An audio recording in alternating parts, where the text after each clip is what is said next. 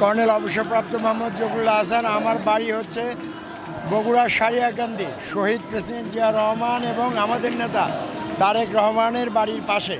আমি বিএনপির একটা সাধারণ সদস্য, রাজনীতিতে আছি।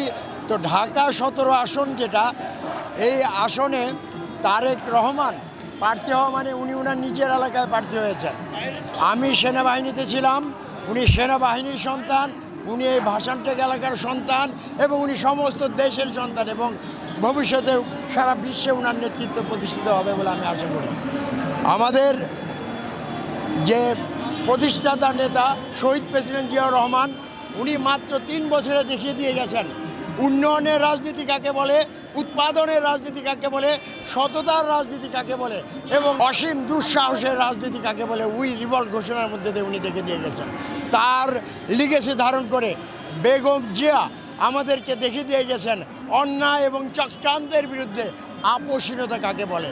এবং তার সন্তান এই দুইজনের লিগেসি ধারণ করে এখন এই 17 বছর অনেক নির্যাতন সহ্য করে বাংলাদেশে এসেছেন এই দেশের নেতৃত্ব নেয়ার জন্য এবং নেতৃত্ব দেওয়ার জন্য। এবং ওনার ভেতরে শহীদ জিয়া এবং বেগম জিয়ার যে নেতৃত্বের গুণাবলী আছে, তাতে উনি এই দেশকে আগামীতে কোথায় নিয়ে যাবেন এটা সারা বিশ্ব দেখবে বলে আমি আশা করি, ঠিক কিনা?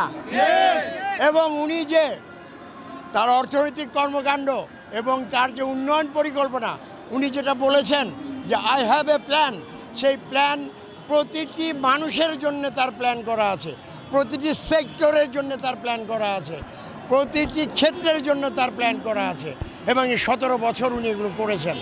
তো এই প্ল্যানগুলো উনি প্রধানমন্ত্রী হলে আস্তে আস্তে বাস্তবায়ন করবেন এবং দেশ একটা উন্নতির বা উন্নয়নের শিখরে যাবে বলে আমি আশাবাদী এবং সমস্ত দেশবাসী আশাবাদী।